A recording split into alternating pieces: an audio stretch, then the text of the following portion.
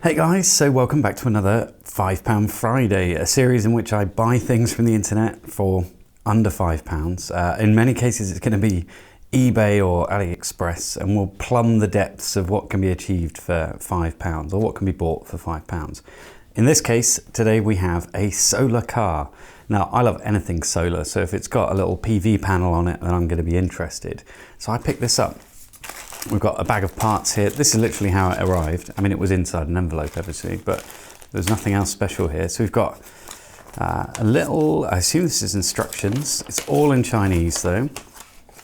So that's what we're going for. This is what we're going to make.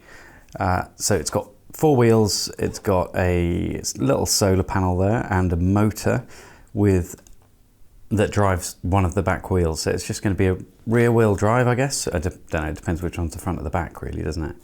And then we've got sort of instructions. Hopefully I can figure it out. And nothing on the back.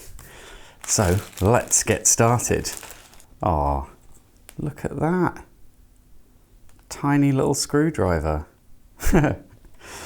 Oh! Right, that's it. Just tearing it open. So, where do they go? Right on the edge?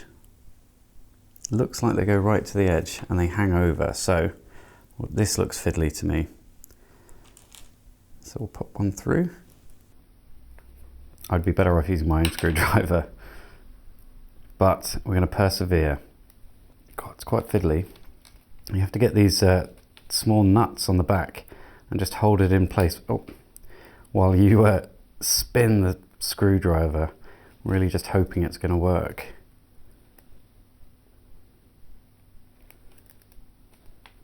There we go, that's through.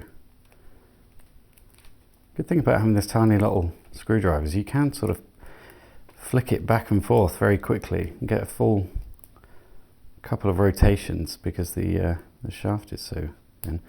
Do you know, I'm looking at this now. Are there any shorter nuts? No, there aren't. So it's very odd the way that goes. Right, I'm going to put the rest of these on and then we'll come back once I've done that. Right, so it's done. It only took a few minutes, so it's not too much trouble.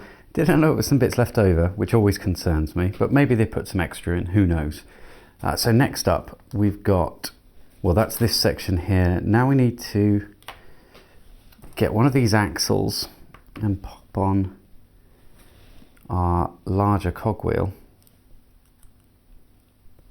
Now, does the outside, it doesn't really say whether the bit faces out or in, so I'm just going to go for it facing in. Gosh, it's difficult to get on.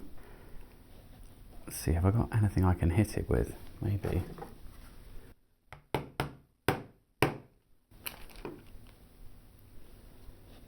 Well, it feels like it's on there.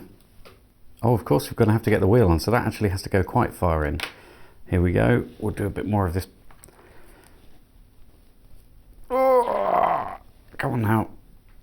There we go. So let's pop a wheel on to help out. Actually, we also need 3 of those. That's fine. They're the end stops, aren't they? Of course, that makes sense. If we pop the wheel on,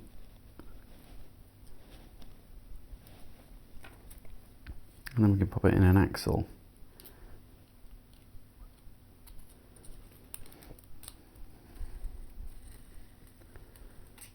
That seems all right.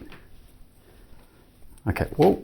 Okay, I've lost a wheel. We might have to come back to that. So we're blazing ahead a little bit here. I'm not sure whether we should be. There's not a lot of travel there actually, that's okay. There's a lot of travel on these. And that's because I forgot to put these these bits on. Okay, let's try that again. Right, I think we're there. So these are now our wheels. They work quite well.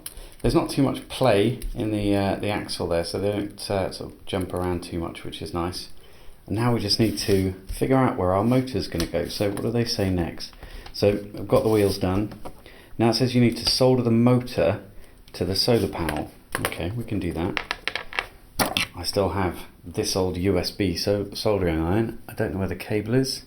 So I'm just going to tin up the motor connectors a little bit.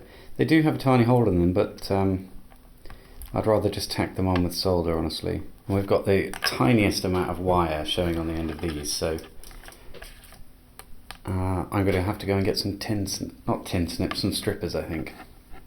Not those kind. These kind. So let's strip a little bit off here.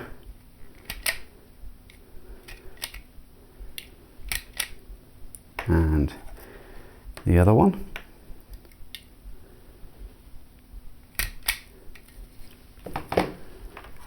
And then we'll just tin those up.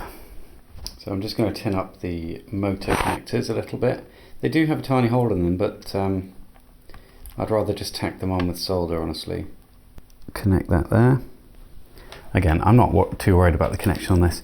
I think this was 99p delivered, so I'm not overly worried if it doesn't really work. So we've got our solar panel connected to our motor, and now we just need to mount it on the car. Now, in the diagram, you can see that the motor's mounted at the back and the solar panel at the front. And their little chassis is a little bit different to mine, so mine's got a different sort of shape. And it does have some sticky stuff on the back, so let's peel that protected stuff off. And then we will just place it. Not there.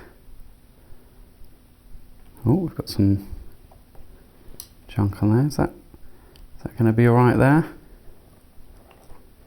Seems to be moving with the wheel. Excellent. We'll leave that there. And then there's a little bit more sticky stuff on the back of this solar panel. So let's just take the protective stuff off and